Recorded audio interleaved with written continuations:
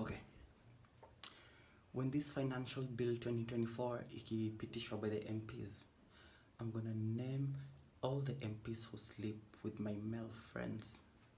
I will do that. Come to my page. Nasi cloud chasing. I'm gonna name the MPs who sleep with my male friends. I will do that. Yeah. Pass the financial bill down. You know, at this point, I'm not even too surprised if something like this happened. If he goes through with it and he starts naming all the MPs, I'll not be surprised, because you know, in this system of the world, the weak are taken advantage by the strong. So these weak people are taking advantage by these MPs, and that's how it's going to be. I don't see anything. I actually think it's true. He ain't lying. So are you saying that people who have motor vehicles don't pay tax? I need to come to that. Not everybody who has a motor vehicle is paying taxes. Not everybody. So how many own motor vehicles and don't pay tax that you need to target? Somebody who has a vehicle definitely has some income, because he'll fuel the car, he'll buy the car. But as I said, not everybody who has a motor vehicle is paying taxes. And that brings us to a tax regime that basically addresses areas. What do you mean?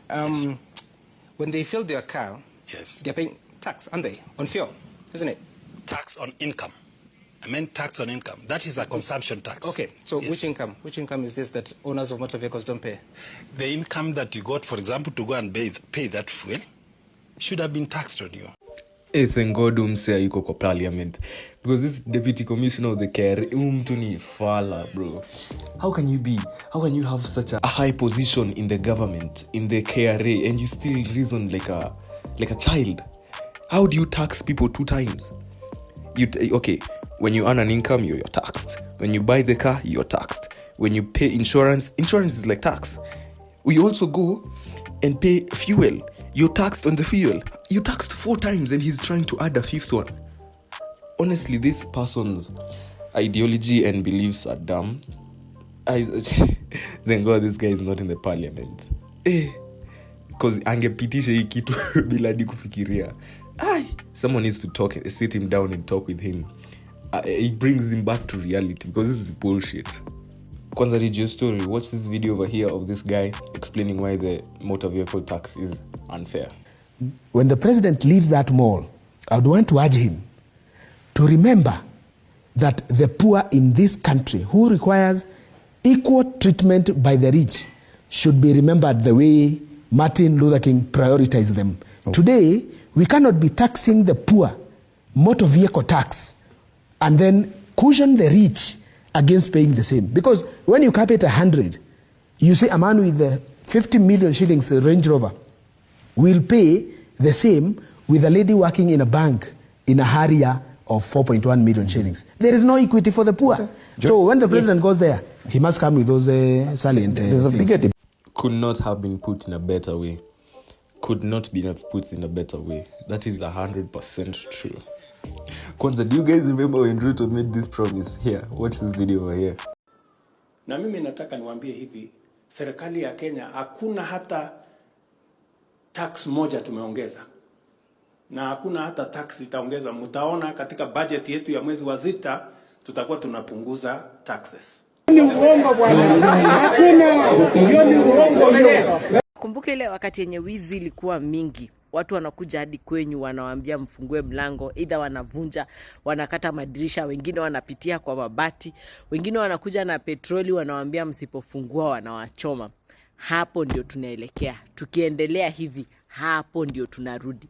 Juu hakuna venye watu wataendelea kufinyika, watu wakose kazi, na muexpect wewe kwako unakula vizuri na kwa jirani yako hajakula siku 2. Uongo mbaya. Lazima kenye mko nayo mtagawana.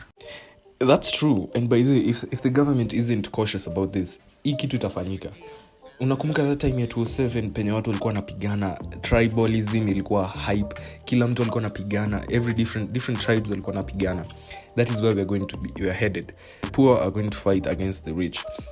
There's no way your neighbor is poor anaumia na hii finance bill, hana chakula kwa table, na wewe unatupa chakula ati juu mtoto hajashiba. That poor guy is going to come and fight you because of that. There's going to be a high level of insecurity in Kenya. The government should play its cards right. An example of that happening is this video right here.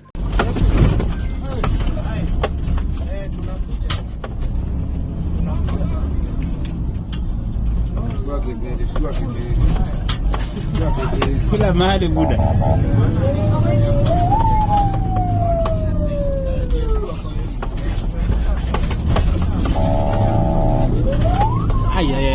Amepasua kioo. Yote. Amepasua kioo. Mpaka Yanga bana. Yanga bana ya kuswa. Yini angalia nani sebetoi. Mchungie mdozi bana. Sikia kioo. And by the way, this is only the minimum amount or the early signs of what is going to happen after this finance bill passes. When the finance bill passes, the government and the people are going to become enemies. And another battle between the people is the poor and the rich. They're going to have two wars at the same time. This finance bill, personally, it's rejected by many people, honestly. But it's going to start a lot of things in Kenya. And I think the government is going to face the hardest battle between the people and itself if they don't watch out and they don't play their cards right. This bill can actually spark a serious revolution in this country. This bill, I have to caution you, this bill can actually be the spark that will lead a revolution that will never be ended. And it's going to be a revolution of the proletariat, Mr. Speaker. It's going to be a revolution led by the poor hustlers, Mr. Speaker, because they have had enough. They have had enough of lies. They have had enough of this chest stamping. They have had enough of this bravado. That hour of reckoning has now come. Mimi ninataka kuambia hawa, finance bill itapita na itapita next week.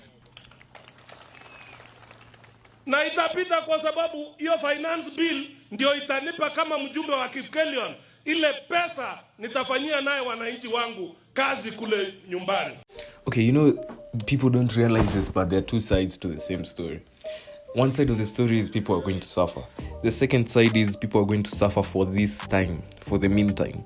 And then in the future, wata succeed. Waumie sai kidogo tu, in the future succeed. You get?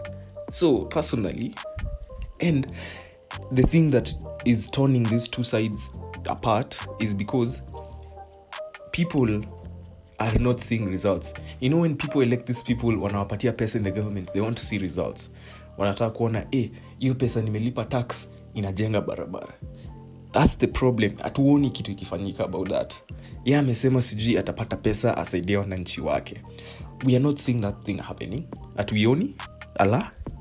So, these people should actually do something with the tax money we're giving them. That's what is separating these two sides from each other.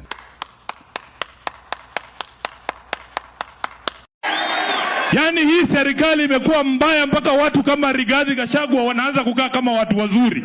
Mpaka yeye ndiye anawaambia muache kuonyesha wananchi madharau. Inawezekanaje Rigathi ndiye ana akili kwa hii serikali? Ni ukweli hii serikali imekuwa mbaya hadi Gachagua na shine manzi. Hivyo ndo unajua serikali iko mbaya. But either way, asanteni for watching this video. Yeah. Thanks for also 26 subscribers. Manze tuna grow mana. And also sorry for the previous video. The previous video nilifanya vibaya. That was my fault. Next time no more no more mistakes are going to be repeated. So thank you guys for watching this video. Like, subscribe, pick a comment pale. Huyu mwenye alicomment Ibrahim Adam 9933. Asante sana. Yeah, Yendo actually point out that thing. I made a mistake. I'm sorry. Yeah, thank you so much for commenting. When you comment, you make me aware of these things, and I actually jump on quick. So thanks so much for watching this video. No more mistakes are going to be repeated again in the future. Yeah, Bye guys, have a wonderful rest of your day.